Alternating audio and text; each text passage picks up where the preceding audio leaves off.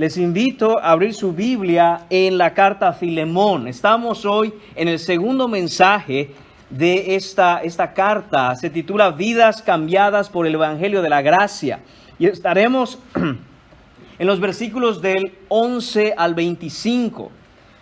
Sin embargo, por cuestiones de contexto, voy a empezar a leer desde el versículo 10. Dice así la palabra del Señor. Te ruego por mi hijo Onésimo, a quien engendré en mis prisiones, el cual en otro tiempo te fue inútil, pero ahora a ti y a mí nos es útil, el cual vuelvo a enviarte. Tú pues, recíbele como a mí mismo. Yo quisiera retenerle conmigo para que en lugar tuyo me sirviese en mis prisiones por el Evangelio. Pero nada quise hacer sin tu consentimiento, para que tu favor no fuese como de necesidad, sino voluntario. Porque quizá para esto se apartó de ti por algún tiempo, para que le recibieses para siempre, no ya como esclavo, sino más que esclavo, como hermano amado, mayormente para mí, pero cuánto más para ti, tanto en la carne como en el Señor. Así que, si me tienes por compañero, recíbele como a mí mismo. Y si en algo te dañó o te debe, ponlo a mi cuenta. Yo, Pablo, lo escribo de mi mano, yo lo pagaré. Por no decirte que aún tú mismo te me debes también. Sí, hermano, tenga yo algún provecho de ti en el Señor, conforta mi corazón en el Señor. Te he escrito confiando en tu obediencia, sabiendo que harás aún más de lo que te digo. Prepárame también alojamiento, porque espero que por vuestras oraciones os seré concedido. Te saluda Epafras, mi compañero de prisiones por Cristo Jesús, Marcos, Aristarco, Demas y Lucas, mis colaboradores. La gracia de nuestro Señor Jesucristo sea con vuestro espíritu. Amén. Oremos, hermanos míos. Te damos gracias en esta mañana, Señor. Gracias, Padre, por tu misericordia. Gracias porque tenemos, Señor, un lugar donde congregar. Tenemos, Señor, una iglesia local a la cual, Señor, podemos asistir a escuchar, Señor mío, tu palabra, la verdad que está contenida en la escritura que nos dejaste. Padre, te pedimos que sea tu Santo Espíritu, Señor, hoy con nosotros, guiándonos como cada domingo a toda verdad, Señor. Padre mío, que nosotros podamos ver ese gran amor, Señor mío, con que tú nos reconciliaste, Señor mío, en tu Hijo Jesucristo. Y que podamos extender ese amor, ese perdón, esa hermandad, esa reconciliación también, Señor, entre nosotros, entre hermanos. Padre Santo, ayúdanos, Señor, a ser transformados por tu palabra. Te lo pedimos en el nombre de tu Hijo Jesús. Amén. Amén. Pueden tomar asiento, amados hermanos.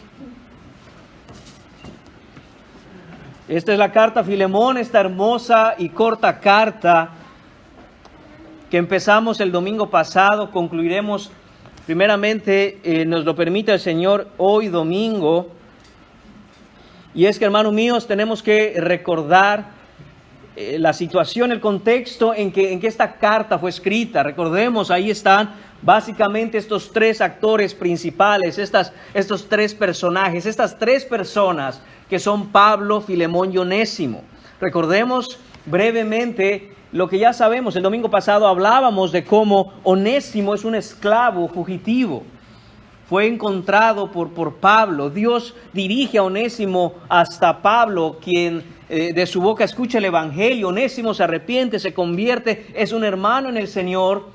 Pero hay una situación ahora que tratar, hay algo que solucionar, y el punto es que Onésimo debe regresar con su amo, que es Filemón, otro hermano en la fe. Y ahí está precisamente esa carta, esta intercesión, esta petición que está haciendo Pablo en favor de Onésimo delante de Filemón. Y mientras continuamos, hermanos míos, estudiando esta carta de Pablo a Filemón, tenemos que recordar, y permítame hacer este punto bien importante, no estamos, hermanos míos, viendo cómo se debe ser gentil y amable con el prójimo. No estamos viendo cómo ser mejor persona. No estamos viendo, hermanos míos, cómo ver por los demás y por su cuidado simplemente como un acto de la voluntad del hombre en el cual mira que es bueno hacerle el bien a los demás. No, mis hermanos míos, lo que estamos viendo aquí es el poder que tiene el Evangelio de la gracia al cambiar radicalmente a las personas. Eso es lo que tenemos que mirar.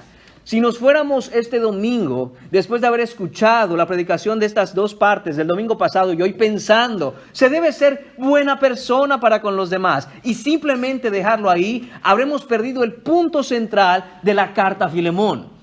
El punto central de esta carta, amados hermanos, es, como dije, ver el poder que hay en el Evangelio y cómo cambia radicalmente de adentro hacia afuera, impactando todo el entorno, las relaciones que existen primeramente entre los hermanos y de manera más profunda, la relación que existe entre personas de manera en general. Hay un cambio que hay. ¿Qué podrían tener en común un fariseo, un hombre gentil adinerado y un esclavo ladrón y fugitivo? Lo único que tienen en común, y como vemos en esta carta, es que estos tres hombres estaban perdidos. Y que estos tres hombres, por la misericordia de Dios, fueron justificados por la fe en Cristo Jesús y ahora tienen paz para con Dios y están llamados a tener una comunión, una hermandad que los une para siempre. Eso es lo que queremos ver y necesitamos entender de esta carta. Solo el Evangelio de la gracia, solo el Evangelio de Jesucristo tiene tal poder. Nada puede unir a dos personas, sean vínculos familiares, sean vínculos legales, sean vínculos naturales. Nada puede unir a dos personas como lo hace el Evangelio. Nada puede reconciliar a dos partes como lo hace el Evangelio. Solo el poder de la cruz tiene la capacidad de hacer un cambio de identidad. Solo el poder de la cruz tiene la capacidad de desechar la identificación antigua con el mundo y pasar a tener una identidad nueva en Cristo. Y eso es, hermanos míos, el mensaje central de esta mañana. Este es el mensaje central de la carta. Y eso es lo que tenemos que tener en cuenta. ¿Cuál es nuestra identidad? Nos estamos identificando con el mundo. Tenemos una identidad que el mundo promueve, apoya y quiere en nosotros. O hemos encontrado nuestra verdadera identidad en Cristo Jesús. Así que dicho esto, hermanos, vamos en esta mañana a la conclusión de la carta, siempre pidiendo, como hemos orado ya, que el Señor de la palabra sea quien nos dé entendimiento de su palabra. Vamos a seguir analizando, en el punto número 1 de esta mañana, vamos a seguir analizando la petición de Pablo. Ese fue el punto número 3 el domingo pasado. Hoy continuaremos en ese análisis, punto número 1, la petición de Pablo, y vamos a verlo en los versículos 10 a 12. Dice el versículo 10, te ruego por mi hijo Onésimo, a quien engendré mis prisiones. De eso hablábamos el domingo pasado. Y vemos, hermano mío, que cuando analizamos este versículo 10 más a profundidad, en realidad es que es algo inaudito, es algo revolucionario. Es algo que nunca se había escuchado en el tiempo de Pablo, nunca se había escuchado en la cultura de Pablo, no se había escuchado en la sociedad en la que vivía Pablo. Y es que Pablo es un judío importante, de importante linaje. Recordemos que leímos ese currículo que da Pablo en Filipenses. Es judío, es de la tribu de Benjamín, hebreo de hebreos, en cuanto a la ley fariseo, irreprensible, irreprochable. Y ahora este hombre, que es un importante judío, altamente educado, además es ciudadano romano, está intercediendo, está rogando, está suplicando por Onésimo. Y Onésimo es un esclavo. ¿Cómo es posible que este hombre tan importante se esté humillando al grado de rogar y suplicar por un esclavo fugitivo que no tiene ningún valor según la sociedad y según las leyes de aquel tiempo?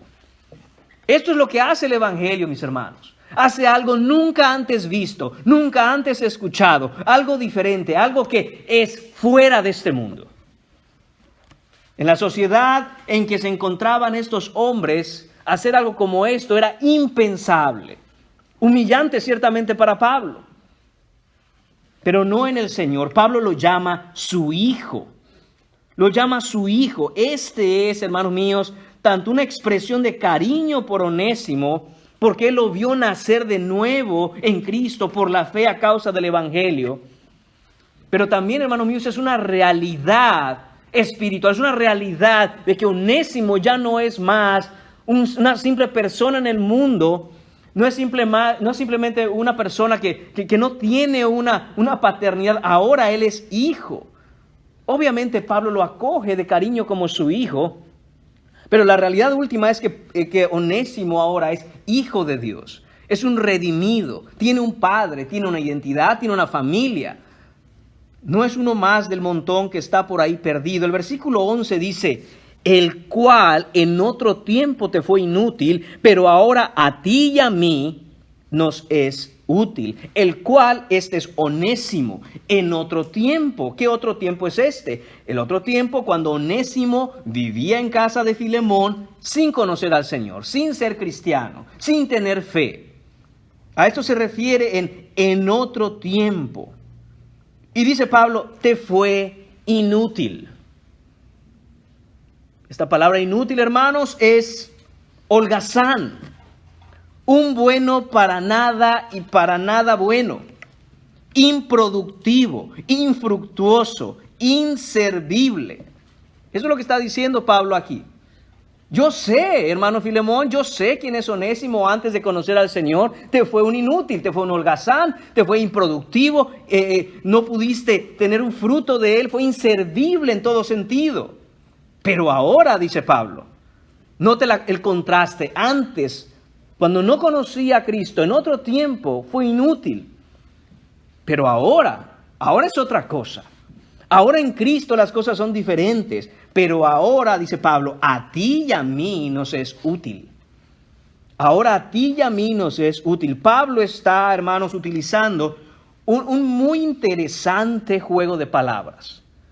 Y no solo interesante, pero es un profundo significado el juego de palabras que utiliza Pablo aquí. Y la razón es que la palabra Onésimo, el nombre Onésimo, significa útil. Eso es lo que significa ese nombre. No era un nombre poco común, sobre todo entre esclavos, precisamente porque la labor de estos esclavos era ser de utilidad para sus amos, y algunos amos los nombraban así, el útil, Onésimo.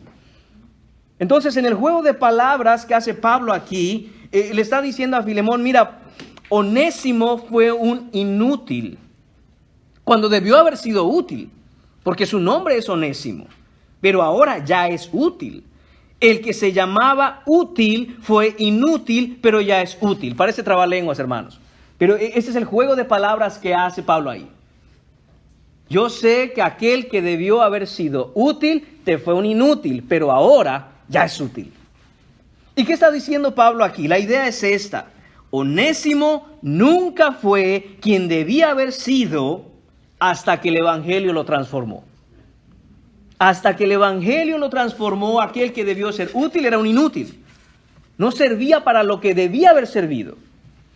Pero cuando el Evangelio lo alcanza, ahora es quien debe ser. Y esta idea, hermanos míos, este principio es el mismo principio para todo ser humano.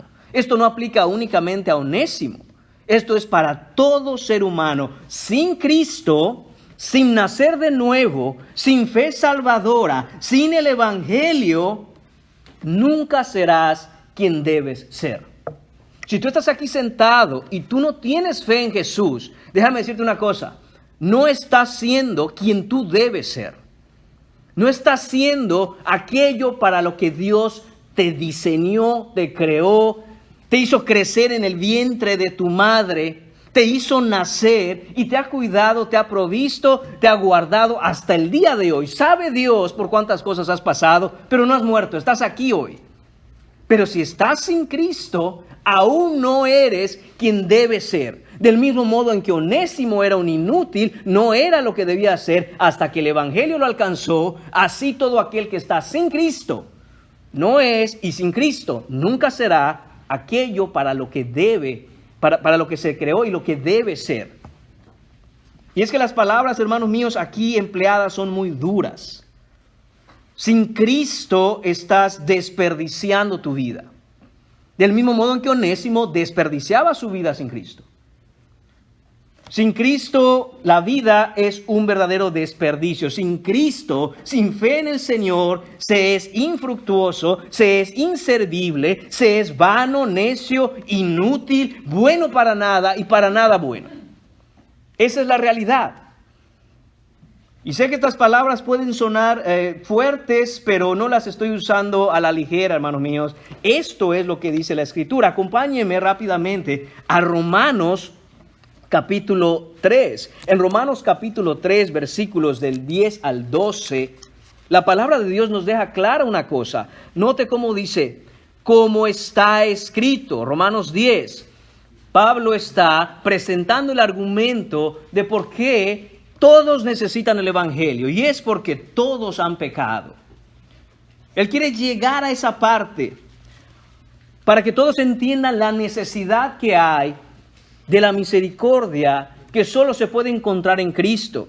Y él empieza a construir su caso, a construir su argumento. Y en el versículo 10 dice, como está escrito, no hay justo ni aun uno. No hay quien entienda, no hay quien busque a Dios. Versículo 12, atención, todos se desviaron, a una se hicieron inútiles. Hermanos, es dura esta palabra. Porque ¿a quién le gusta, hermanos míos? ¿Quién no se sentirá ofendido si le dicen, eres un inútil? Creo que a cualquier persona que le digan eso, la respuesta inmediata es, oiga, no me hable así. Pero es que, hermanos, la palabra de Dios dice en un sentido profundo, en un sentido de la esencia y la naturaleza de lo que es el hombre sin Cristo, dice, es un inútil. No sirve para nada. No hay nada bueno en él. Ese es el punto de Pablo. No hay justo, no hay uno solo, no hay quien entienda, no hay quien busque a Dios, no hay quien haga lo bueno, no hay ni siquiera uno. Y ese es el eco que hace Pablo cuando le dice a Filemón, yo sé quién era Onésimo antes de conocer a Cristo, yo sé quién era Onésimo antes del Evangelio, un inútil. Y no solo inútil en el sentido de que no te sirvió, que no funcionó, que no hizo su trabajo como esclavo. Más aún era un inútil porque no conocía de Dios. No conocía quién es el Salvador. Salmos capítulo 1 lo describe de esta manera. En Salmos capítulo 1 vamos a ver la descripción de una persona, de un hombre que está en Dios, que está en Cristo. Y el contraste que se hace con aquel que no está en Cristo. Y dice Salmos capítulo 1, versículo 1, bienaventurado el varón que no anduvo en consejo de malos, ni estuvo en camino de pecadores, ni en silla de escarnecedores se ha sentado, sino que en la ley de Jehová está su delicia, y en su ley medita de día y de noche.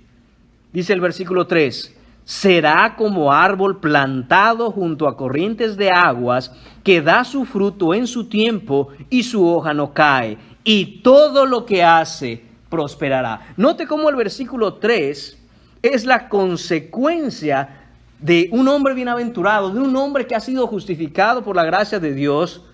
Es un hombre bendecido. Él pasa el tiempo conectado a la palabra. No anda con los pecadores. No camina como ellos, no vive como ellos, no busca lo que ellos.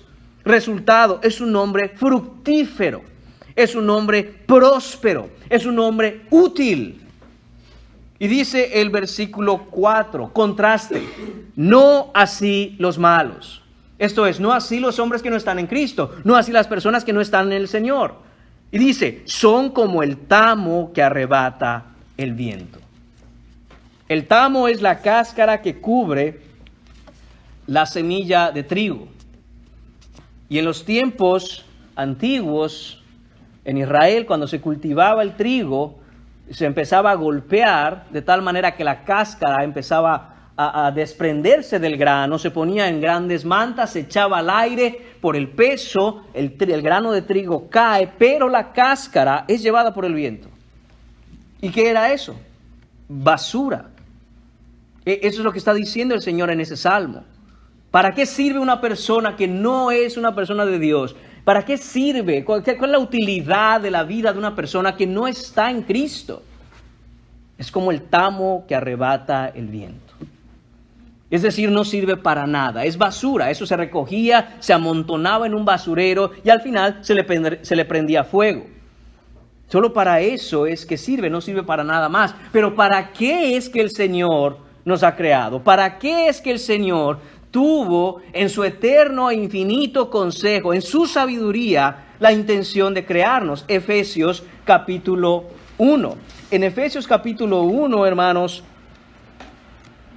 vemos algunos versículos que nos explican y nos dejan saber la razón por la cual estamos vivos y hemos sido hechos a imagen de Dios. Efesios 1, versículo 4, dice que fuimos hechos para que fuésemos santos y sin mancha delante de Él. Versículo 6, para alabanza de la gloria de su gracia. Versículo 12, a fin de que seamos para alabanza de su gloria. Versículo 14, dice que es las arras, el Espíritu Santo, que es las arras de nuestra herencia hasta la redención de la posesión adquirida para alabanza de su gloria. Ese es el fin último del hombre. El fin último del hombre es glorificar a Dios y deleitarse en Él para siempre. Para eso es que el hombre fue creado, no para otra cosa. Y mientras estés fuera de Cristo, esto es imposible. Fuera de Cristo es imposible que la única y última razón por la cual fuiste creado la cumplas, que es glorificar a Dios y deleitarte en Él para siempre. ¿Para qué sirve, hermano mío, la vida de una persona que fue creada con una intención de levantar gloria al Señor y deleitarse en Él cuando no lo hace? ¿Para qué sirve esa vida? No sirve de nada. ¿Para qué sirve una silla en la que nadie se puede sentar? ¿Quién tendría la intención de fabricar, de crear, de construir una silla y decir, pero esta silla no sirve para sentarse? Es ridículo, es insensato, no tiene sentido. A ver, ¿cómo? Esta silla es una silla. Lo que la hace ser una silla es el hecho de que se usa para sentarse. Sí, pero en esta no te puedes sentar, porque no sirve. Entonces eso es basura. ¿Para qué serviría un cuchillo sin filo? No tiene sentido. Para un adorno, diría alguien quizá, podremos buscarle alguna utilidad. Aún si le buscáramos una utilidad, esa utilidad que se le diera no es para lo que fue creado. Son como aquellas máquinas de ejercicios que uno compra muy emocionado y después solo sirven para colgar la ropa, porque no las usan. Y uno dice, para eso pues puedes comprar un colgador de ropa, no necesitas comprar una máquina de ejercicios. El punto, mis hermanos, es que esto que está diciendo Pablo en este versículo 11 es lo que nosotros debemos entender. Sin Cristo, así como Onésimo era un inútil hasta que conoció a Cristo, así todo ser humano no puede hacer, no puede llegar, no va a vivir de la manera en la que Dios diseñó que esa persona alcanzara un propósito, que como dije, es glorificar a Dios y deleitarse en Él para siempre. Si la mismísima razón para la cual el hombre fue creado, que es la alabanza de la gloria de su gracia, ¿para qué sirve la vida?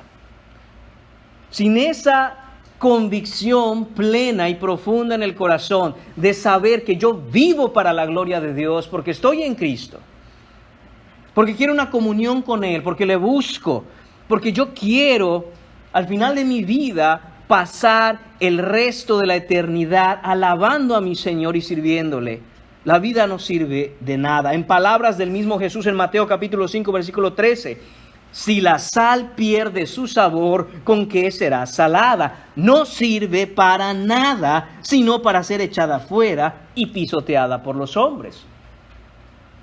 Son las palabras de Jesús. Lo que hace a la sal ser salada, lo que hace a la sal ser sal es que está salada. Si no es salada, ¿para qué sirve? Dice Jesús, no sirve para nada. Para echarla fuera, para tirarla y ser pisoteada por los hombres. Es basura.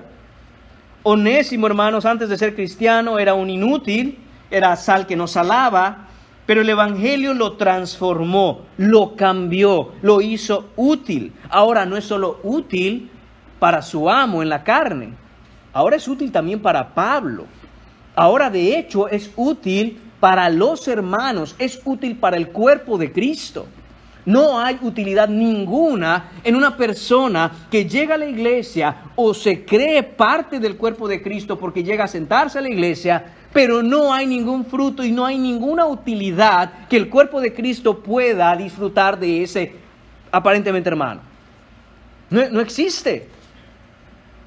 Pero cuando uno viene a Cristo por la fe, por el arrepentimiento, por creer en la obra redentora, porque uno tiene la plena convicción y la fe en que Jesús murió en esa cruz para salvarme y ahora mi vida tiene sentido.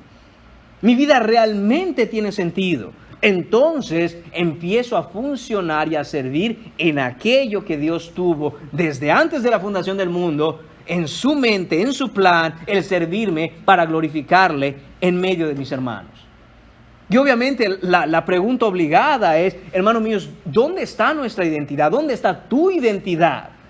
Está en las cosas del mundo, te identificas con algo en el mundo, eres y piensas que eres aquello que el mundo te ha dicho que eres. ¿O has venido a Cristo a entender cuál es tu función? ¿Para qué es que fuiste creado? Esto, hermanos míos, nos lleva a una pregunta mucho más profunda y es el sentido mismo de la vida. ¿Para qué vives? Y no es la primera vez que desde este púlpito pregunto eso, y no lo pregunto porque me tienes que responder, pero para que te pongas a pensar. ¿Para qué vives? ¿Para qué es que vives? No hay utilidad en tu vida de manera trascendental, de manera que tenga peso en la eternidad. Entonces te voy a decir una cosa, no eres diferente de una planta. Y como dije, no se trata de hablar con ofensas, pero hermanos míos, una vida sin Cristo no es diferente de la vida de cualquier otro animal. Nace, crece, se reproduce y muere. ¿Qué vida es esa? ¿Qué sentido es eso? Como dicen algunos, no, bueno, vamos a disfrutar la vida aquí porque es toda la que tenemos. No es cierto, esa es una mentira del mundo. No podemos vivir como si lo único que existiera es este corto periodo de vida que tenemos físicamente hablando. Por el contrario, debemos vivir siempre preparándonos, siendo de utilidad para la gloria de Cristo, porque hay una eternidad.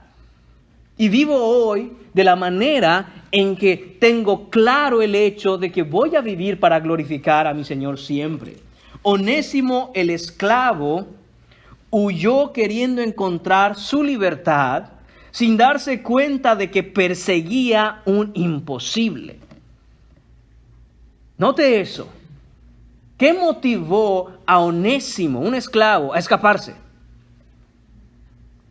No nos dice Onésimo en ningún lugar, ni Pablo nos explica, pero creo que podemos entender claramente que el hecho que motivó a Onésimo a escapar era buscar su libertad, dejar de ser un esclavo. Pero eso que él perseguía era un imposible, porque a donde sea que fuera, a donde sea que él llegara, su esclavitud iba con él.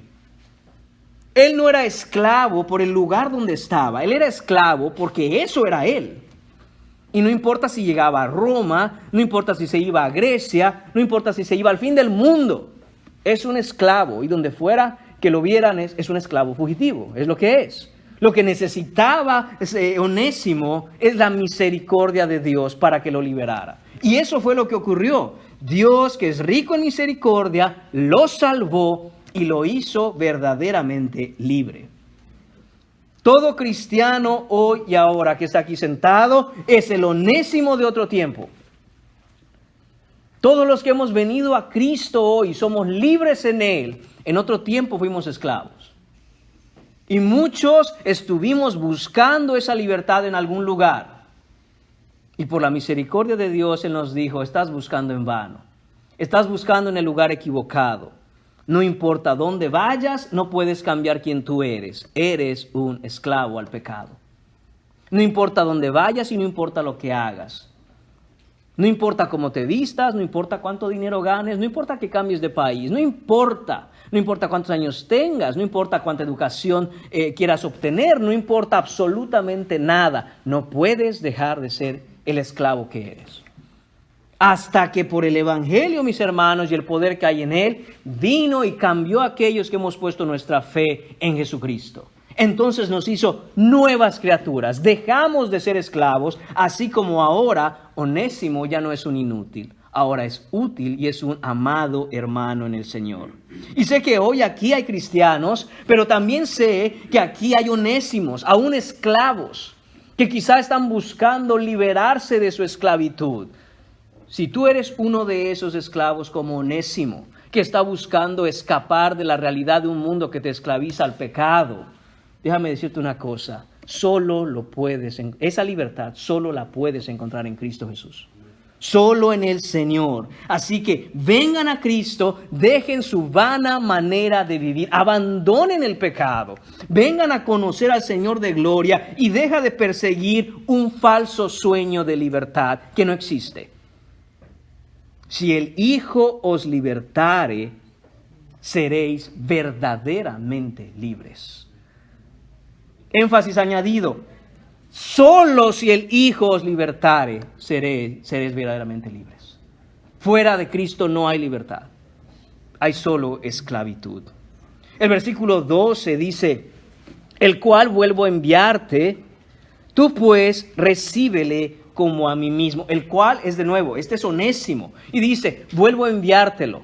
Te lo mando de regreso. Te mando a Onésimo. Recíbele. Esto significa acéptalo, acógelo, ampáralo.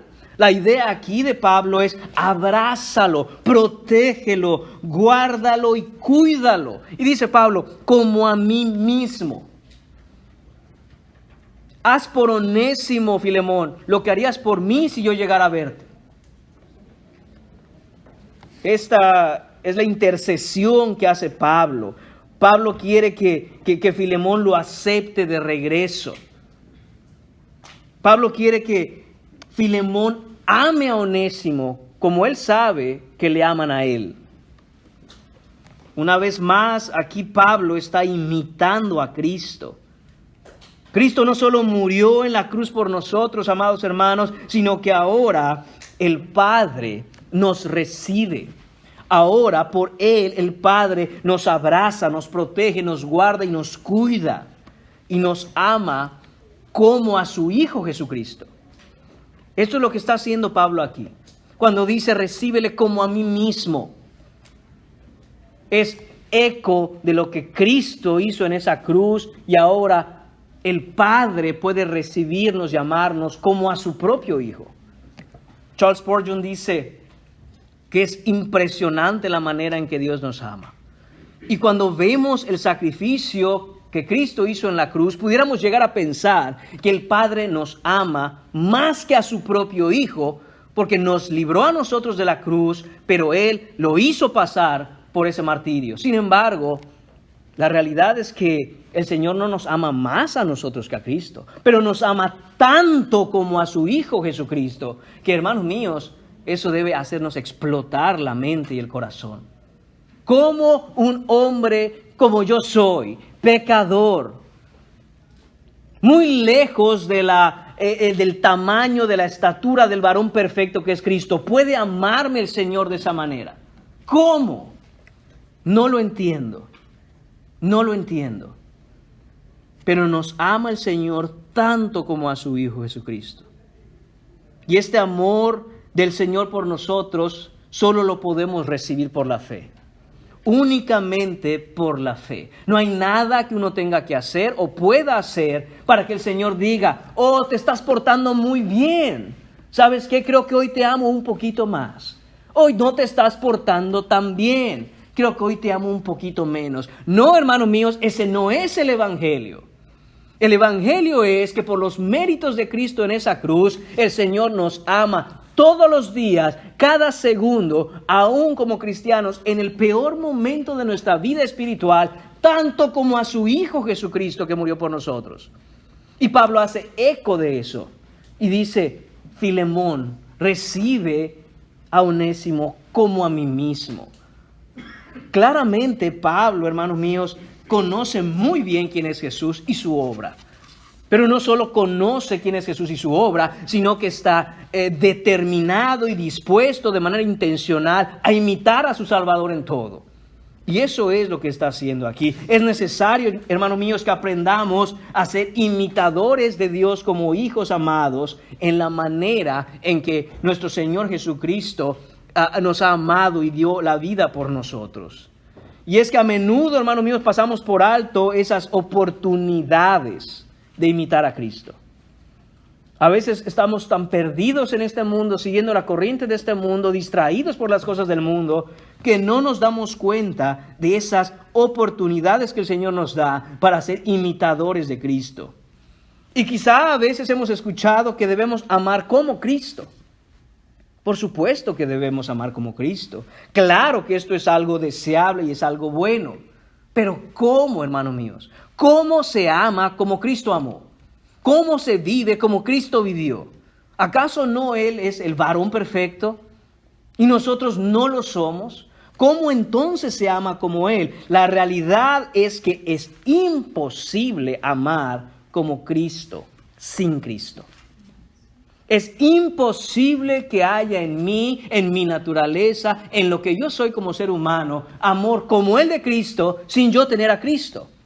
Porque este amor no surge del ser humano, este amor surge del mismísimo corazón y la persona de Dios. Y es expresado y es traído a nosotros y revelado a nosotros en la persona de Cristo. En un sentido, hermanos míos, no es simplemente amar como Cristo, es amar con el amor de Cristo. Ahí está la gran diferencia. En todo lugar, en toda religión, en toda denominación, todo pastor, todo predicador que invite a su congregación a imitar a Cristo sin mostrarles a Cristo y cómo obtener a Cristo, está condenando a su congregación. Porque no hay manera de hacer eso. No hay manera de yo decirles o yo mismo intentar, voy a ser como Cristo, pero lo voy a hacer sin Cristo. Eso es imposible. Porque es solo Cristo quien puede hacer esto en nosotros. Esto es lo que Pablo está haciendo aquí. Esto es lo que Pablo está mostrando con su vida, que él tiene a Cristo. ¿Cómo se obtiene el amor de Cristo? ¿Cómo se recibe el amor de Cristo? Por la fe en Jesucristo, por la fe en su obra. Por darnos cuenta de nuestra naturaleza de esclavos y que nada puede liberarnos sino su amor, su misericordia, su compasión, su gracia, su sacrificio, y correr a la cruz y llorar a los pies de Cristo porque mi pecado lo clavó ahí. Porque yo debía haber estado en esa cruz, pero Él tomó mi lugar para rescatarme.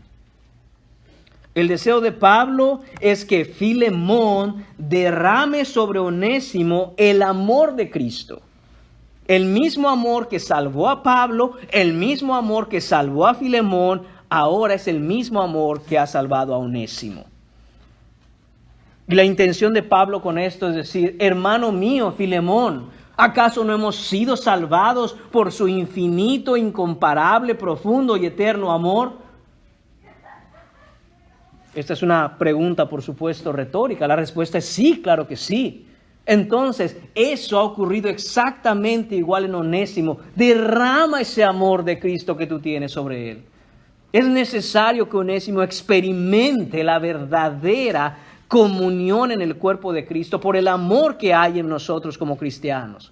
Esto es lo que está hablando un hermano amado a otro hermano amado. Esto es lo que está diciendo Pablo a Filemón.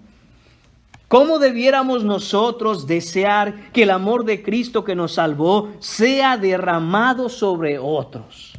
¿Cómo debemos nosotros vivir de tal manera que deseemos, oremos, intercedamos por aquellos que no conocen del amor de Cristo? Como lo está haciendo aquí Pablo por Onésimo. Y es que él ya ha venido a la fe. Onésimo ya es cristiano. Pero ahora Pablo está invitando a su hermano en la fe y le dice, derramemos sobre Onésimo, nuestro amado hermano ahora, ese amor con que hemos sido salvados. Es necesario que él conozca esto. Se entiende que Onésimo estaba comenzando en la fe y él necesitaba ver esa realidad. Imagínense nada más a Pablo explicándole a Onésimo, hijo mío, hijo espiritual, hijo en la fe, amado hermano, necesitas regresar a Colosas. Necesitas regresar con Filemón. ¿Cómo? Pero si yo de ahí huía. Y ahora soy muy feliz. Y ahora he encontrado a Cristo. Y ahora te estoy ayudando, Pablo. ¿Por qué? La confianza de Pablo está, y lo vamos a ver más adelante, en que el Señor va a hacer la obra en Filemón porque es cristiano. Y te va a recibir. No te va a condenar. No te va a culpar. Y siendo más estrictos y más claros, no te va a ejecutar. Porque recuerda que esa era la condena para un esclavo fugitivo. Él tenía que confiar. Punto número 2 en esta mañana, la explicación de Pablo. Pablo no solo va a hacer esta petición a Filemón, sino que va a dar una explicación de por qué pide lo que pide. Versículos 13 al 16. Y es que, hermanos, hay una frase que no me gusta oír. Esa frase va más o menos así: es que la fe es ciega. Bueno, sí, claro, la fe es ciega, pero no la fe cristiana. No la fe que recibimos para salvación. No la fe que el Señor nos otorga para creer en Él. Esa fe no es ciega. La fe de la que habla el mundo, la fe que no es fe en Cristo, es otro tipo de fe. Fe en lo que quieran ponerle. Esa fe puede ser ciega, pero no la fe cristiana. No la fe en Jesucristo. Esta no es ciega. Nosotros vivimos con los ojos bien abiertos. Nosotros vivimos con los ojos, con la mirada puesta en Cristo Jesús, el autor y consumador de la fe. Vemos claramente, vemos absolutamente a Cristo. El versículo 13 dice: yo quisiera retenerle conmigo, le dice Pablo, para que en lugar tuyo me sirviese en mis prisiones por el evangelio. Lo que está pasando aquí, hermanos, es que Onésimo está sirviendo a Pablo, está ayudando a Pablo, está sirviendo al Señor. Le está siendo de gran utilidad. En Colosenses capítulo 4, vemos en los versículos 7 al 9 esta realidad. Esta es la parte final de la carta a los Colosenses. Les recuerdo, esta carta llegó a Colosas al mismo tiempo y enviada por la misma persona que es Pablo, de manos de las mismas personas que son Tíquico y Onésimo. Y entonces al final de la carta de los Colosenses, Pablo se despide así, empieza a despedirse de esta manera: todo lo que a mí se refiere os lo hará saber Tíquico, amado hermano y fiel ministro y consiervo en el Señor, el cual he enviado a vosotros para esto mismo, para que conozca lo que a vosotros se refiere y conforte vuestros corazones. Atención, versículo 9. Con Onésimo, amado y fiel hermano, que es uno de vosotros.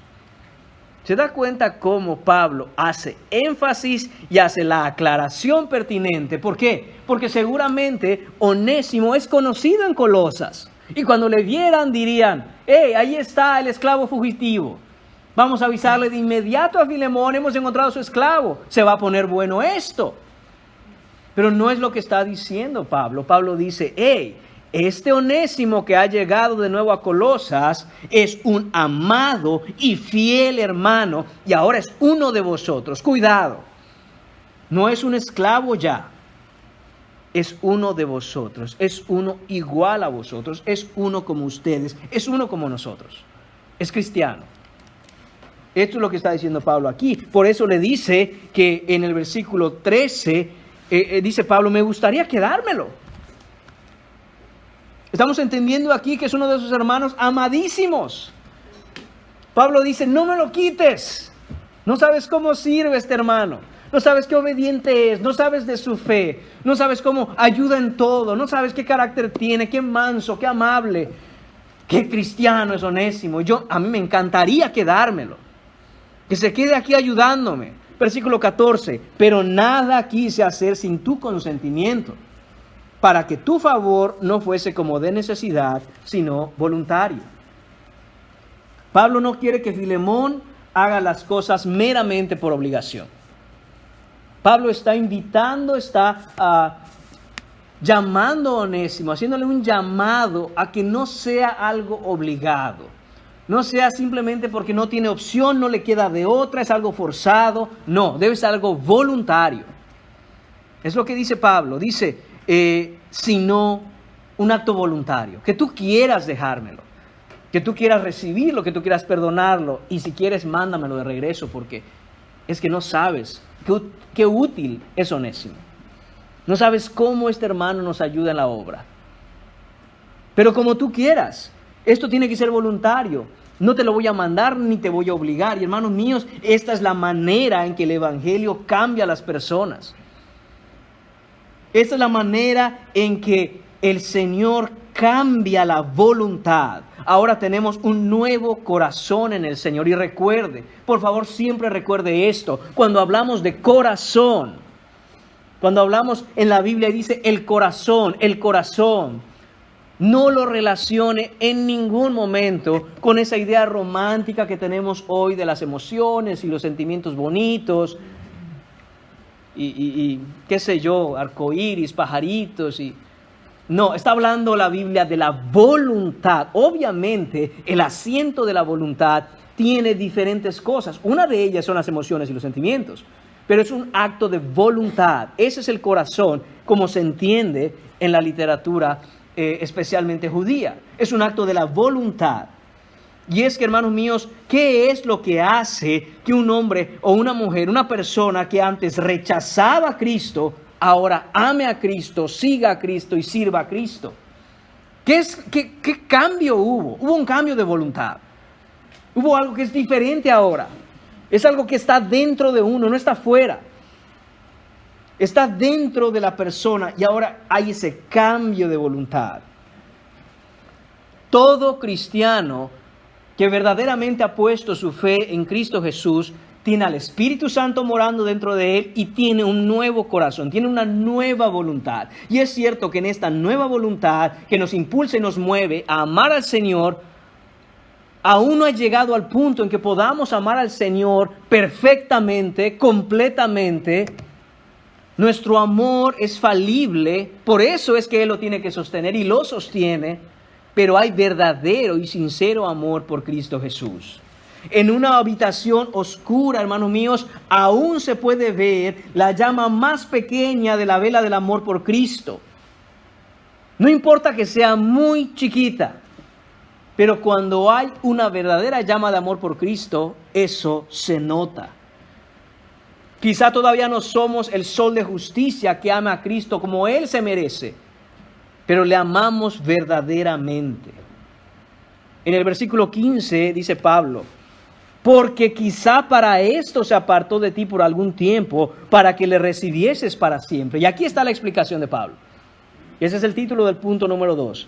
Dice el versículo 15, porque, recuerde, empieza a identificar en el estudio de la Escritura esas palabras. Porque, va a dar una explicación. Y en el mismo versículo, casi al final, para que, ese es el propósito. Dice Pablo, porque quizá para esto se apartó de ti por algún tiempo, para que le recibieses para siempre. Podemos ver en lo que Pablo dice aquí, mis hermanos, ese se apartó de ti. Ese se apartó de ti, ese escapó. Te abandonó, te robó, te mintió, te dañó. Pero el punto de Pablo es, quizá. Es como diciendo, Filemón, ¿no crees tú? Piénsalo un poco. Piensa en esto, échale cabeza, reflexiónalo. ¿No será que esto era necesario que ocurriese?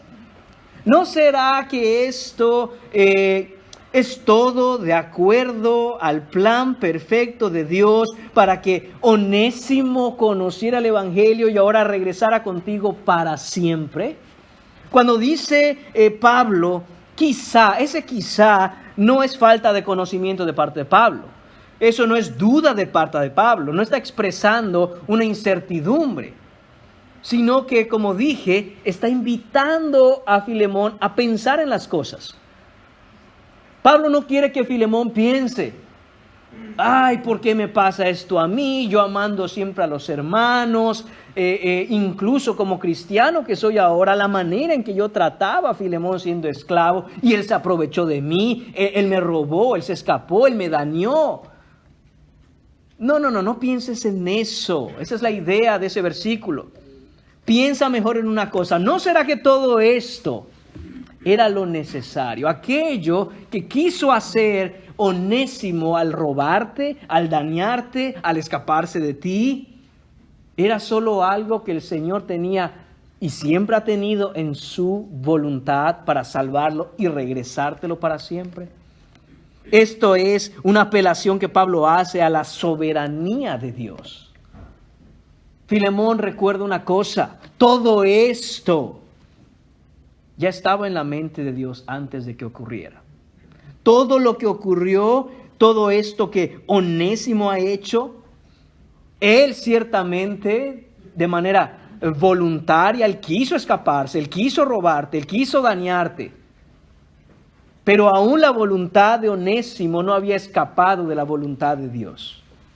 Estaba en los planes del Señor. Estaba todo bajo control. ¿No crees, Filemón? ¿No te parece, hermano, que todo esto siempre estuvo en la mente de Dios como parte de su plan para salvar a Onésimo? Debería alegrarte. Debería llenarte de gozo, porque este hombre que antes estaba camino al infierno, ahora va camino al cielo. ¿Hay algún precio, Filemón, que uno pudiera poner a la salvación de un alma? Entonces no te preocupes. Piénsalo así, la soberanía de Dios hizo todo esto a final de cuentas. Onésimo escapó y huyó de ti, de Cristo, lo más lejos que pudo, sin saber que era Cristo quien lo atraía a él y hacia ti para siempre. Esa es la realidad. Y eso es lo que le está diciendo a Filemón. Así que Filemón, recibe el hermano con gozo, con gusto, no de manera obligatoria, sino voluntariamente, amorosamente. Filemón, completa tú ahora la parte final de este hermoso plan divino y recíbele, ámalo, acéptalo, guárdalo, cuídalo. Es ahora hermano nuestro. Versículo 16. No ya como esclavo, sino como más que esclavo, como hermano amado, mayormente para mí, pero cuanto más para ti, tanto en la carne como en el Señor. Y atención aquí, hermanos, este versículo es clave para entender la realidad de la vida cristiana. Este versículo 16, fíjese cómo Onésimo, la persona de Onésimo, una misma persona, un mismo individuo, es descrito de dos maneras diferentes en ese versículo. Por un lado, se dice un esclavo. Obviamente el llamamiento de Pablo es ya no como esclavo, pero ahí está, Onésimo, esclavo. Pero también por otro lado, un hermano amado. ¿Cuál de los dos es Onésimo en realidad? ¿Es un esclavo o es un hermano amado? ¿O es ambas cosas al mismo tiempo? ¿Cómo funciona esto en la vida cristiana? ¿Cómo debe relacionarse ahora Filemón con aquel que en la carne es un esclavo? Que lo había dañado, como ya sabemos, que había huido, pero ahora es su hermano. En el mundo esto lo llamaría un conflicto de intereses, ¿no? ¿Qué hago? Lo peor que pudiera hacer Filemón es actuar a conveniencia. Bueno, cuando me convenga voy a tratarlo como hermano, cuando me convenga voy a tratarlo como un esclavo. Y así, pues, gano por partida doble. ¿Cuál es en realidad Onésimo? Aunque la realidad Onésimo es solo una de esas dos cosas, hermanos, la respuesta a quién es Onésimo ahora va a ser diferente dependiendo de a quién le preguntes. Y la razón es que el cristiano vive inmerso en dos esferas de la misma existencia. Esa es la dificultad en la vida cristiana, hermanos. Que estamos en este mundo, pero ya no somos de este mundo. Y en el momento en que nos relacionamos con otros, en el momento en que nos relacionamos incluso con otros hermanos cristianos, debemos tener bien claro cuál de esas dos esferas de existencia deben ser nuestro modo de vivir y actuar. Por un lado, por la fe en Cristo, ahora Onésimo es ciudadano del reino de Dios. Vive y debe ser tratado y se debe relacionar uno con él de acuerdo a las leyes divinas del reino. Aunque por otro lado sigue siendo en el mundo caído en que vivimos, en el que él vivía, sigue siendo un esclavo. un esclavo fugitivo que no tiene ningún valor. Pero para un cristiano, el hecho de que Onésimo haya nacido de nuevo por el arrepentimiento y la fe en Cristo, lo hacen, recuerde, una nueva criatura y por consiguiente, eso es lo que debe prevalecer para Filemón tratarlo como un amado hermano.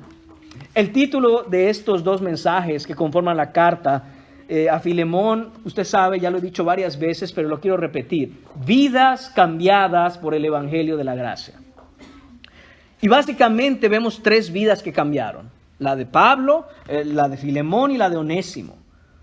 Pero cuando decimos que son vidas cambiadas, ¿en qué o para qué han sido cambiadas?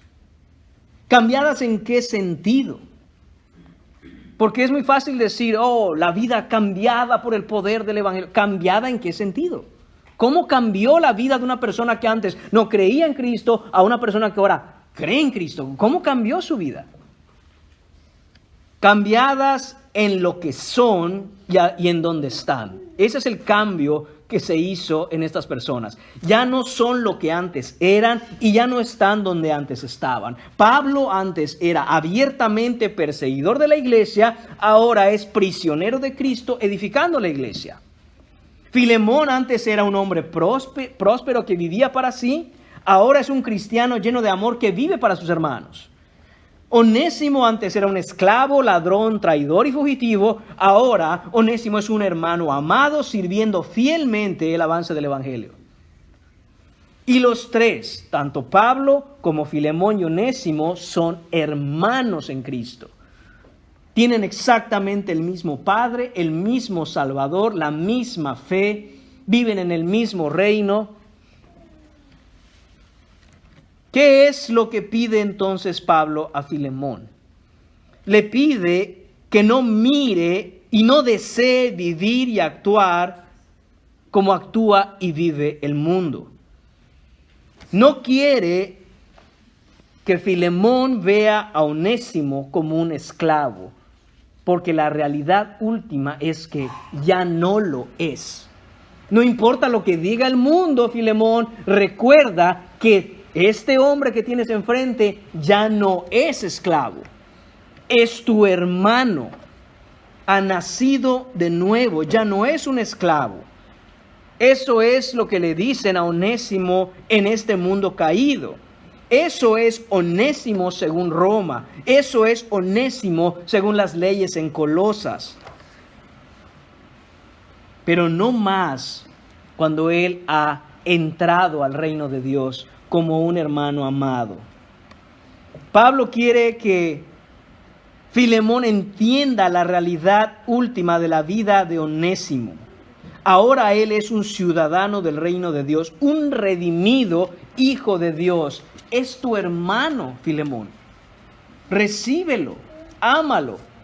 Y la importancia de este versículo, mis hermanos, y por lo cual quiero hacer un énfasis en este versículo 16 como importantísimo para la vida cristiana, es que nos deja ver la manera en que el Evangelio, atención, no solo cambia a las personas, sino que ese cambio en las personas y la manera en que las personas se relacionan cambiará la forma en que la sociedad misma funciona. No quiero que se pierdan, hermanos, pero quiero que reflexionemos en esto. Esta carta a Filemón, pequeña como es, lleva un explosivo dentro. La manera en que el Evangelio cambia a las personas, cambia la manera en que las personas se relacionan, lo que cambia la forma en la que la sociedad funciona. El Evangelio impacta y poco a poco redime una sociedad disfuncional. La gente se queja allá afuera por cómo funciona el mundo. Basta sentarse con una persona del mundo y hacerle esa pregunta: oye, ¿cómo son las cosas en tu país? Políticamente hablando, ¿cómo estamos? Y uno puede estar horas hablando mal del gobierno, hablando mal de las leyes, hablando mal del país, hablando mal de todo. Sí, pero ¿cómo se cambia eso? Es que ahora sí vamos a elegir al bueno. Al principio de la predicación leímos Romanos capítulo 3, no hay bueno ni aun uno, ¿a cuál vas a elegir? No hay bueno ni aun uno, ninguno es bueno. Pero lo que vemos aquí, hermanos míos, es ese impacto a medida en que más personas van siendo redimidas, verdaderamente redimidas en Cristo. Entonces ahora las interacciones entre personas, las interacciones sociales van transformándose de acuerdo a aquello que esos ciudadanos del reino de Dios tienen en el corazón. Y lo que tienen en el corazón es Cristo. En pocas palabras, ¿cómo viven en este mundo hijos de Dios? La respuesta es de una forma completamente diferente a cómo vive el mundo. Por eso Pablo, siendo quien es, está intercediendo por un esclavo que es Onésimo. Se le pregunta a alguien en la sociedad, en ese tiempo en Colosas, en Roma, en el imperio, lo que mandaba el César, es una locura. Es una locura. ¿Cómo Pablo va a rebajarse a estar rogando y suplicando por un esclavo que no vale nada, que está condenado a muerte porque se fugó? Con frecuencia, hermanos míos, hablamos de este cambio que Dios obra en el corazón del creyente. Y eso es verdad. Es lo que dice la Escritura, es lo que enseña la palabra de Dios. Hay un cambio en el corazón. Ezequiel capítulo 36, versículo 26. Os daré un corazón nuevo. Y esa es la verdad. Eso es lo que el Señor ha dado a todos los que vienen a la fe en Cristo. Pero ese cambio tiene un efecto tangible en el mundo en que vivimos. ¿Realmente hay un cambio en donde hay cristianos, en donde hay estos hombres y estas mujeres con un corazón nuevo? La respuesta, hermanos míos, es sí, hay un cambio, hay algo que es diferente. La justificación por gracia, por medio de la fe en Cristo y el recibir un nuevo corazón de parte de Dios es esencial en el entendimiento del Evangelio. Pero, hermanos míos, eso no es todo el Evangelio. Hay mucho más acerca del Evangelio. Esa es la parte central y medular, es la esencia del Evangelio, esa justificación que tenemos por la fe. Pero, hermanos míos, el alcance del Evangelio va mucho más allá que simplemente estar eso ahí en el fondo de nuestros corazones. Va mucho más allá. Su alcance es mucho más grande, es mucho más profundo. Onésimo ha sido justificado por la fe en Jesús. ¿Y ahora qué? ¿Y ahora qué? ¿Cuál es el alcance? ¿A qué conduce todo esto? Piénselo, hermano mío. El problema del cristianismo moderno de hoy es que se nos dice que una vez que esa obra que ha hecho Cristo en nuestro corazón, ahí va a morar y vivir Cristo. Pero ¿sabe qué? No lo saque de ahí. Déjelo. Ahí se siente él muy bien. No se lo muestra a nadie. No vaya a ser que mostrándoselo a alguien la gente le empiece a odiar.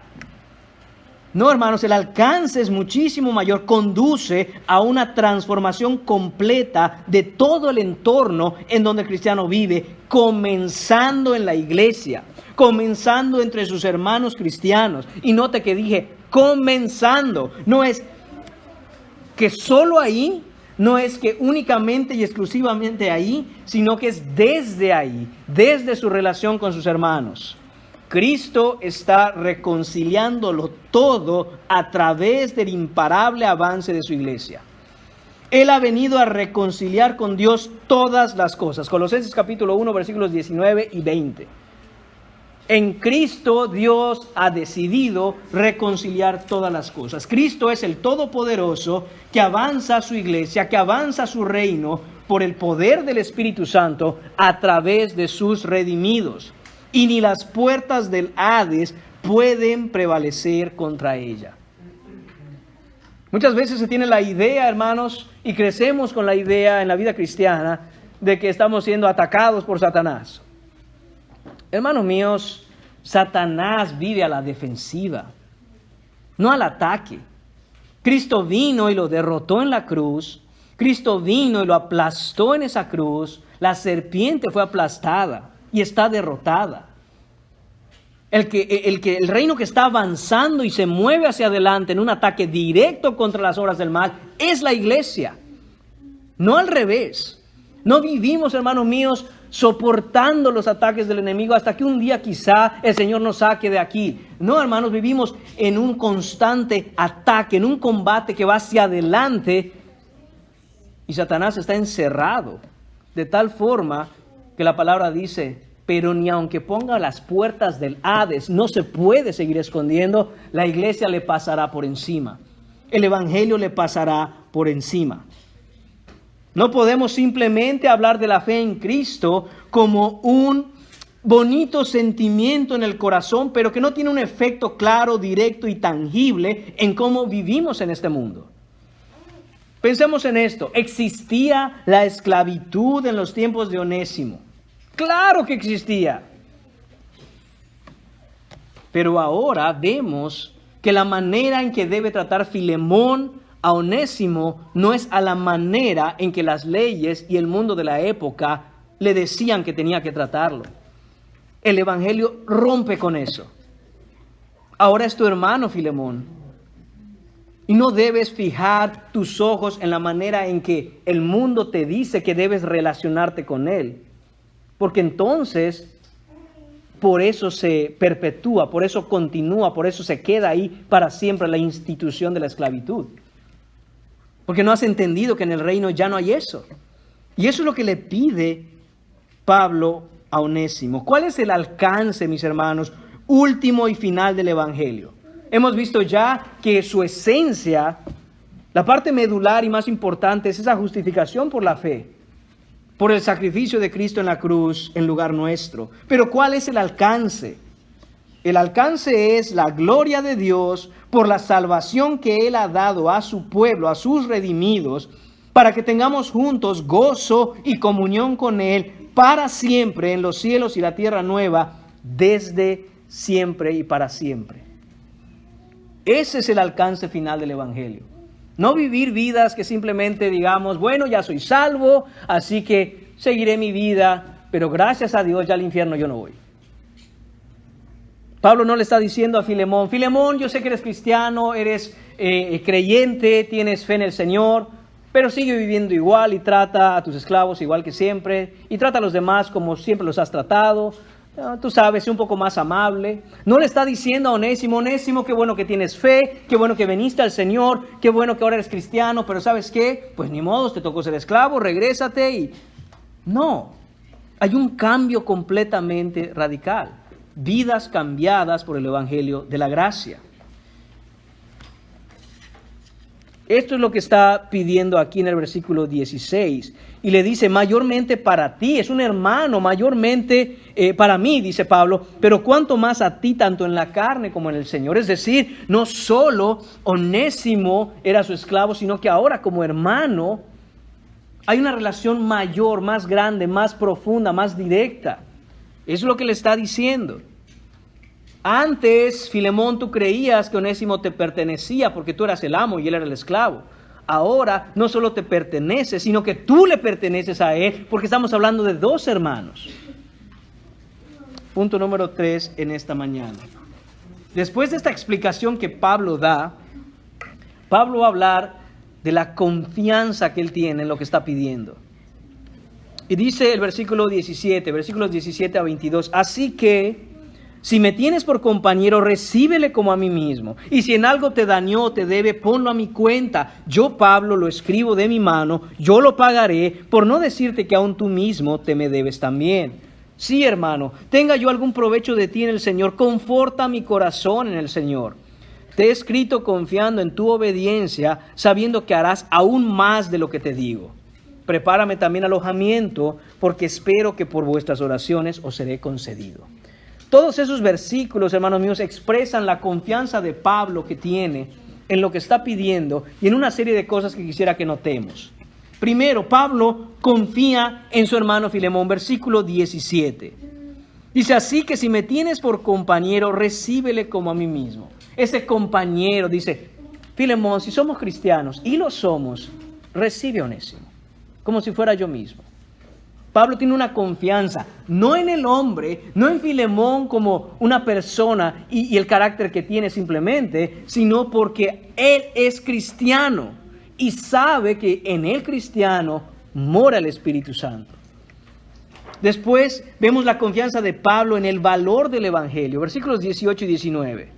Así que, dice el versículo 18, y si en algo te dañó o te debe, ponlo a mi cuenta. Yo, Pablo, lo escribo de mi mano, yo lo pagaré. Pablo está en este versículo 18 y 19 hablando directa y claramente el evangelio. ¿Te dañó? ¿Te robó? ¿Te hizo algo? No se lo cobres a él, cóbramelo a mí. La verdad, hermanos, yo me pregunto de dónde Pablo iba a sacar dinero para pagar si Filemón decía, hey, pues págame, es tanto. Pero la confianza de Pablo es, pero yo sé que eres cristiano, hermano. Y le dice, aún tú mismo te me debes también. La confianza está en el valor del evangelio y saber que Filemón valora el evangelio. Le dice, hermano, recordemos esto, nada tiene más valor que el evangelio. Y si tú quisieras cobrarle a Onésimo lo que te debió, ¿qué pasaría si yo decidiera cobrarte a ti el mensaje que escuchaste de mí? Y no estamos hablando, hermanos, en términos monetarios aquí, sino el peso, el valor que tiene el escuchar el evangelio y venir a la salvación. Cambió el destino de tu eternidad. ¿Qué precio le puedes poner a eso, Filemón? Después vemos la confianza de Pablo en la obediencia que produce el evangelio. Versículo 21. Te he escrito confiando en tu obediencia, sabiendo que harás aún más de lo que te digo. Pablo no está manipulando aquí a Filemón. Pablo está diciendo, sé que el evangelio te ha cambiado, Filemón, y esto que yo estoy pidiendo, estoy seguro que en ese amor que tú tienes, porque eres cristiano, seguro harás hasta más cosas de las que te pido. También vemos la confianza de Pablo en la oración aquí, versículo 22. Prepárame también alojamiento, porque espero que por vuestras oraciones os seré concedido. La iglesia en Colosas estaba orando para que Pablo sea liberado y los pueda ir a visitar. Y Pablo dice, prepárenme alojamiento, estén listos para que yo llegue. Pablo, estás encarcelado, no puedes salir de ahí. Sí, pero yo sé que están orando por mí. Así que prepárense. Yo espero, yo quiero, yo deseo que esas oraciones tengan respuesta y yo les pueda ir a ver. Así que estén listos. Eso es fe, hermanos. Sigan orando y prepárenme porque yo voy para allá apenas yo salga de aquí. Y por último, punto número 4, los colaboradores de Pablo, versículos 23 a 25. Pablo se despide y dice, te saludan Epafras, mi compañero de prisiones por Cristo Jesús, Marcos, Aristarco, Demas y Lucas, mis colaboradores. La gracia de nuestro Señor Jesucristo sea con vuestro espíritu. Amén. Pablo se despide y lo que vemos aquí, hermanos, es que la obra del ministerio, la labor del evangelio, el avance del reino, no se da por un hombre. Se da porque el Espíritu Santo conduce a todo el cuerpo de Cristo a avanzar la obra. Vemos aquí muchos nombres. Vemos los nombres de otros hermanos, compañeros incluso prisioneros con Pablo como Epafras. Vemos a Marcos, este es el joven Juan Marcos, el que escribió el Evangelio de Marcos, Aristarco, Demas, Lucas, el que escribió el Evangelio de Lucas y escribió Hechos de los Apóstoles. Todos ellos sus colaboradores. Llama la atención aquí el nombre de Demas. En el momento en que Pablo escribe esta carta, Demas es parte del equipo ministerial de Pablo. Eso lo vemos, hermanos míos, en Colosenses capítulo 4, en el versículo 14. Os saluda Lucas, el médico amado, y Demas. Ahí está ese colaborador de Pablo. Pero sabemos por segunda de Timoteo capítulo 4 versículos 9 y 10 que este Demas, como algunos lo llaman, fue el Judas para Pablo. Demas traiciona a Pablo y lo abandona. Dice segunda de Timoteo 4, 9 y 10, procura venir pronto a verme. Este es Pablo a Timoteo, porque Demas me ha abandonado, me ha desamparado. Amando este mundo, se ha ido a Tesalónica. Y surge la pregunta, hermanos, ¿y qué pasa si Onésimo solo se está haciendo pasar por cristiano como Demas? Porque le es conveniente, porque quiere evitar su ejecución. Bueno, primero que nada, sabemos no tenemos registro en la Escritura, pero sabemos por los registros históricos que Onésimo fue un tremendo hermano en la fe. Fue mandado a Éfeso como anciano, en donde sirvió hasta su muerte. Fue un hombre muy importante para los hermanos ahí, muy útil, muy fructífero en la fe. Él era un líder en la iglesia y fue muy activo en el evangelismo hasta que Roma lo captura y lo mata, lo sentencia a muerte. A Onésimo se le pidió, como a todo cristiano, que dejara de adorar a Cristo y adorar al César. Y por supuesto Onésimo se negó. Y es que, hermanos míos, ¿cómo un hombre que ha sido salvado por el Señor pudiera adorar a algo más? ¿Cómo podría Onésimo adorar al César, cuyas leyes dictaminaban que él era un esclavo, y no adorar a su Señor, que lo hizo verdaderamente libre? Él fue lapidado y murió por el Evangelio. Pero la pregunta sigue en el aire. ¿Y qué si alguien así se hiciera pasar por creyente solo para obtener un beneficio? Bueno, vemos el caso de Demas y la traición que hizo. Pero esto, hermanos míos, no cambia en absolutamente nada lo que Pablo o lo que Filemón tenían que haber hecho. Porque uno es cristiano por lo que uno es ahora en Cristo, no por lo que los otros son. No es importante, a fin de cuentas, saber, bueno, primero vamos a esperar a ver si Onésimo realmente está diciendo la verdad, si hay fruto en él, pero uno no sabe si al rato se desvía. No, Pablo dice, trátalo como tu hermano, recíbelo y ámalo. Y si el día de mañana resulta ser un Demas, bueno, el día de mañana también esa persona será traída a cuentas delante del Señor. Nadie le puede ver la cara de tonto al cristiano. Nadie.